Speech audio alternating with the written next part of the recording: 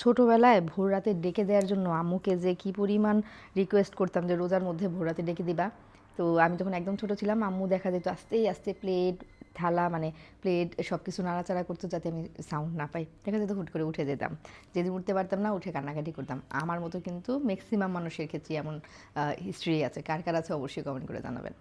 আর আম্মুকে দেখতাম যে ভোরবেলা উঠলে টক দই বা এই জাতীয় হেলদি ফুডগুলো খাওয়া ট্রাই করতো। তো এইবার আমি চিন্তা করলাম আমি একটা হেলদি ফুড খাবো, তো সাথে আপনাদের সাথেও শেয়ার করি যারা হচ্ছে এই জাতীয় হেলদি ফুড খুঁজছেন তারা কোথায় পাবেন তাদেরকে বলে দিই। এটা হচ্ছে একটা সিড মিক্স, এটার মধ্যে হচ্ছে বিভিন্ন ধরনের উপকারী জিনিসপত্র, যেমন বিভিন্ন ধরনের বাদাম, মিষ্টি কুমড়ার বিচি, এছাড়া আরও বিভিন্ন ধরনের সিড যেগুলো আছে এগুলোর একটা মিক্সচার।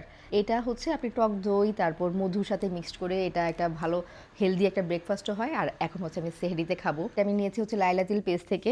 ওনাদের পেজের হলুদ মরিচের গুঁড়াটা আমি সবসময় ইউজ করি, একদম ফ্রেশ। মানে আমার রান্নাঘরে ইদানিং হলুদ মরিচের গুঁড়া ওনাদেরটাই ইউজ করা হয়। ওনাদের একটা মশলার গুঁড়া আছে, এটা দিয়েই এখন আমি বিফ রান্না করি। তো ওইগুলো তো বেশ ভালো লেগেছে, তো আশা করছি এটাও ভালো লাগবে। তো আপনারা যারা এই ধরনের সিড নিতে চান ওনাদের পেজের লিঙ্কটা আমি কমেন্টে দিয়ে দিব। আর এটা হচ্ছে সিয়া সিড, এই সিয়া সিডও কিন্তু ওনাদের পেজে পেয়ে যাবেন। রমজান মানেই একটা হেলদি ফুডের সাথে সেহরি অথবা ইফতার করা।